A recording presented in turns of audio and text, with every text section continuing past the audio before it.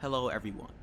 Today I'll be starting a new series where I talk about the various rolling stock in the New York City area, primarily focusing on the New York City subway.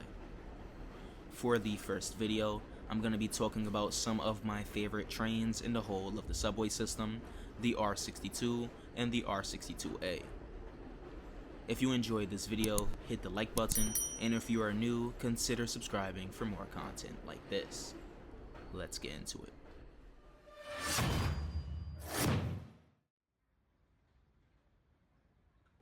The R62, constructed between 1983 and 1985, is a series of rolling stock built for the IRT, also known as the A Division of the New York City subway. These trains were the first order of cars for the A Division in 20 years, with the previous order being the R36 in 1963. The R62s were also the first stainless steel and air-conditioned subway cars built for the A Division. As you can see, these trains were basically the IRT's introduction into the modern day. A total of 325 cars were constructed by Kawasaki Heavy Industries, which is actually the same company that's currently building the new R211 units for the B Division.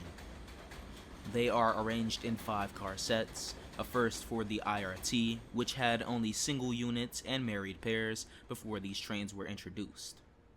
Each car contains a half-width cab on either side of it, except for the end cars, which has a full-width cab. These trains also continued a trend started by the R44 in the B Division by employing bucket seating, which was controversial amongst riders. Because of passenger complaints, 5 cars were built with bench seating. These cars are numbered 1587 through 1591, and I'm not sure if they still have the bench seating, but all of you are free to go out and search. Personally, I like the bucket seating a bit better than the bench seating.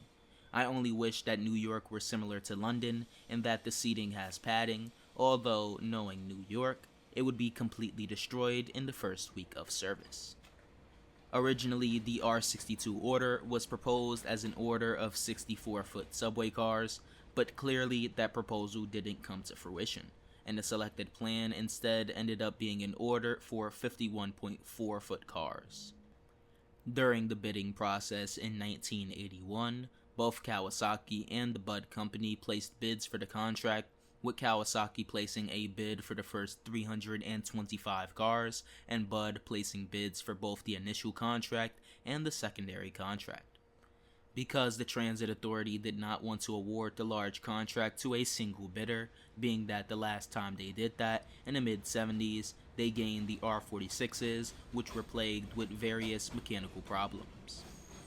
In 1982, the contract was awarded to Kawasaki, with this being the first time a foreign company was chosen to build subway cars for the system. The R62s entered revenue testing on the 2, 4, 5, and 7 lines in late 1983, with them fully entering service on May 7th the following year. All R62 cars were in service by mid-1985, making the 4 line the first entirely graffiti-free line in the system. Since Kawasaki didn't want to build the second set of cars the MTA wanted, Bombardier Transportation, currently owned by Alstom, was contracted to build the additional 825 cars under the name of the R62A. These subway cars were built between 1984 and 1987 as single cars, but eventually they were linked into sets with full-width cabs at either end of the set. The cars that currently run on the 1 and 6 lines are linked as 5-car sets, and the cars that run on the 42nd Street Shuttle are linked as 6-car sets. Bombardier and Bud had placed bids on the contract, although Bombardier won, mostly because Bud had proposed using untested motors similar to those found on the R44 and R46 units, which constantly broke down. It's called field testing, Alfred.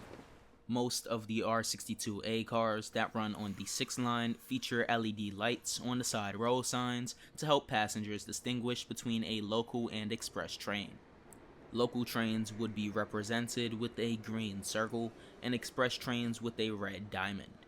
These LEDs were implemented on these cars when 7-line passengers complained that they could not hear announcements regarding whether the train was running express or local. On occasion, trains with these LEDs can be found on the 1 line, although they aren't really helpful there, as the 1 line is a fully local service, unless the 9... nah, never mind. All cars running on the 42nd Street shuttle had most of their seats removed to add more standing room and to increase capacity. This can be done because those units are only assigned to the shuttle and nowhere else. In the early 2010s, the MTA proposed midlife overhauls and technological upgrades for the R62 and R62As, including LED destination signs and automated announcements.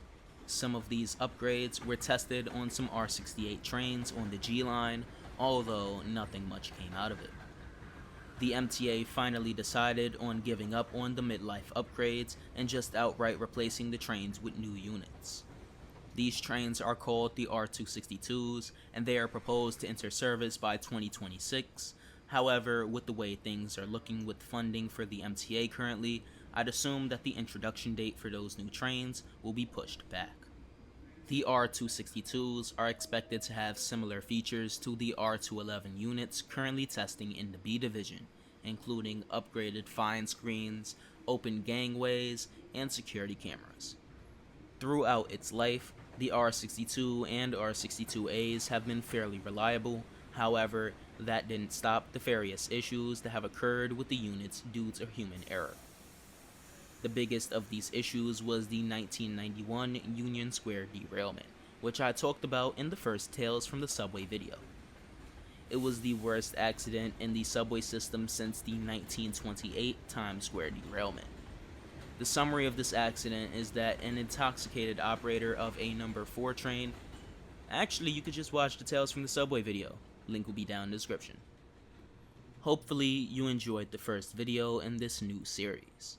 If this does well, I plan to make more of these for some of the other rolling stock in the system.